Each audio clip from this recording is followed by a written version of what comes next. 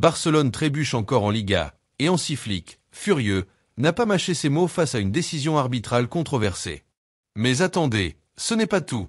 Avant de continuer, nous allons partager 2 à 3 actualités au sein de notre club et ensuite parler du match. Car aujourd'hui nous avons beaucoup à dire sur ce match catastrophique, tant sur cet arbitrage honteux de la Liga, ainsi que la performance de l'équipe. Si vous êtes nouveau ici, pensez à vous abonner à la chaîne, à laisser un like et activer la cloche pour ne rien manquer de l'actualité du Barça. Vous êtes prêts? Allons-y. Commençons par la première nouvelle. Oscar Mingueza, toujours au Celta de Vigo, aurait pu rapporter gros à Barcelone.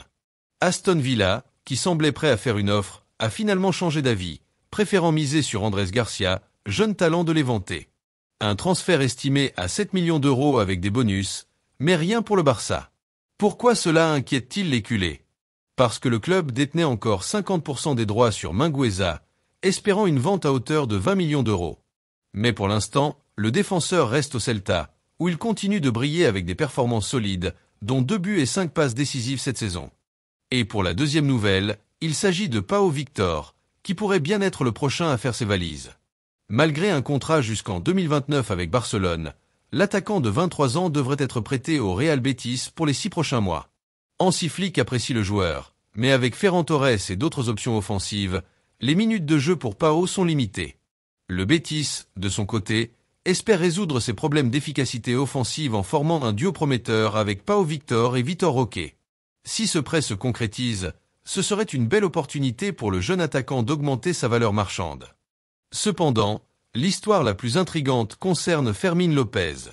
Ce milieu de terrain de 21 ans, sous contrat avec Barcelone jusqu'en 2029, attire les regards de géants comme le PSG et Manchester United.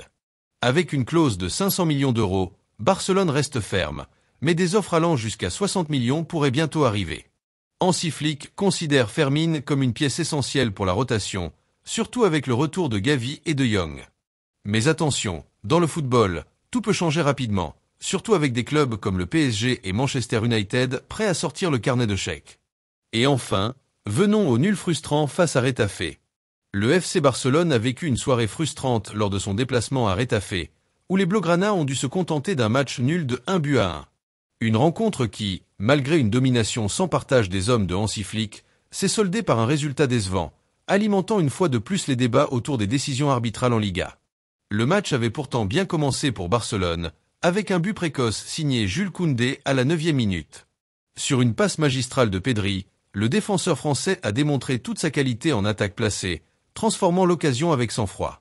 Ce but symbolisait l'approche proactive et agressive du Barça, qui semblait bien décidé à étouffer Retafe dès les premières minutes.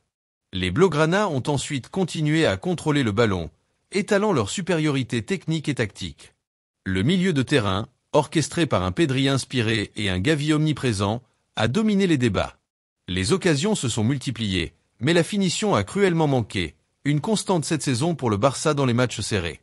Malgré la domination barcelonaise, Retafe a réussi à égaliser grâce à Mauro Arambari.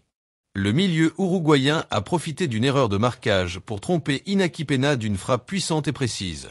Ce but, venu presque de nulle part, a galvanisé l'équipe et mis en lumière l'incapacité du Barça à convertir sa domination en un avantage décisif.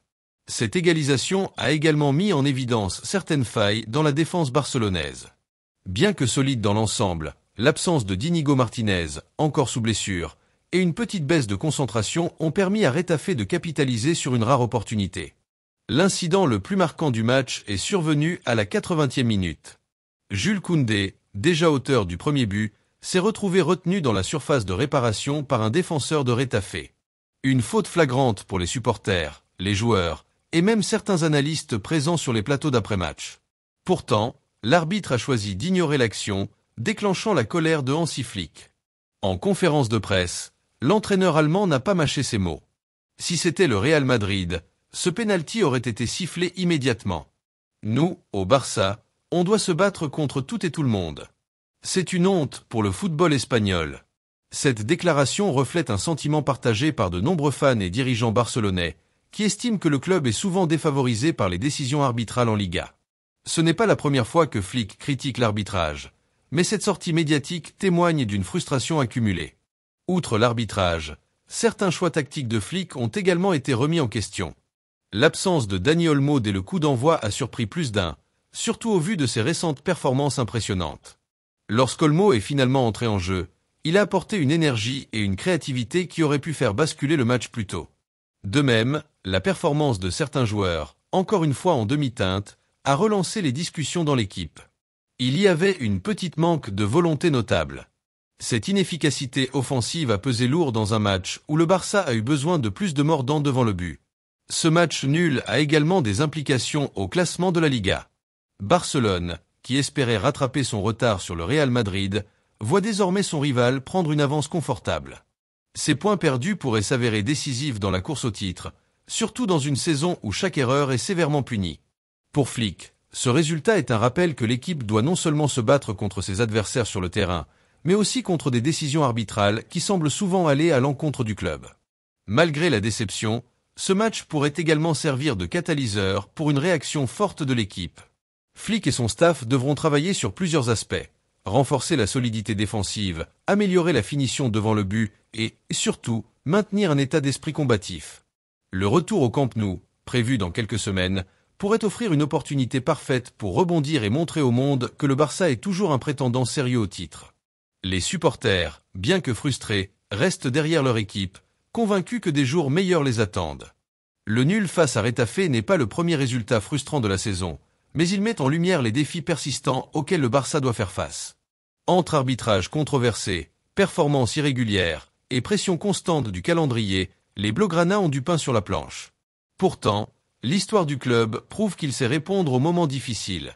Avec un Hansi Flick déterminé à instaurer une culture de l'excellence et des joueurs comme Pedri, Koundé et Yamal prêts à mener la charge, le Barça peut encore écrire un chapitre mémorable cette saison. Les supporters attendent avec impatience de voir comment l'équipe réagira dans les prochaines semaines. Et vous, pensez-vous que le Barça est victime d'une injustice en Liga? Ou doit-il simplement mieux gérer ses matchs pour éviter de telles polémiques? Laissez vos impressions dans les commentaires. Et pour finir, quelle suite pour le Barça?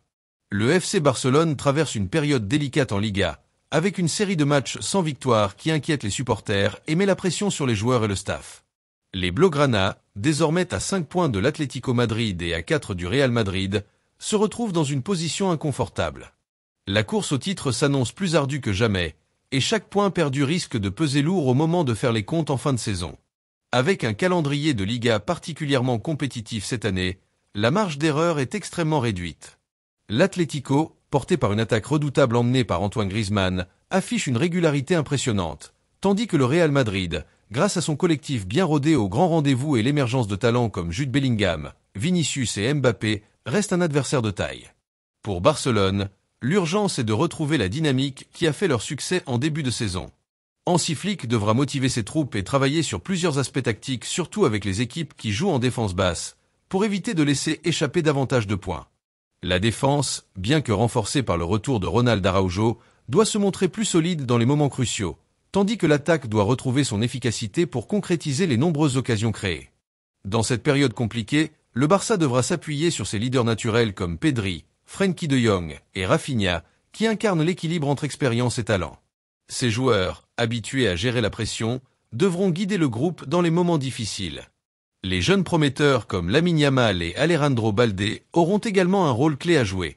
Leur énergie et leur créativité peuvent être des atouts précieux pour débloquer des matchs fermés. Cependant, il est impératif de gérer leur progression avec précaution pour éviter de leur mettre une pression excessive. Le calendrier à venir pourrait être une opportunité ou un piège. Les Blaugrana doivent affronter des équipes de bas de tableau, mais ces rencontres sont souvent piégeuses pour une équipe en quête de confiance. Flick devra trouver le bon équilibre entre rotation et maintien d'une ossature solide pour engranger des victoires cruciales.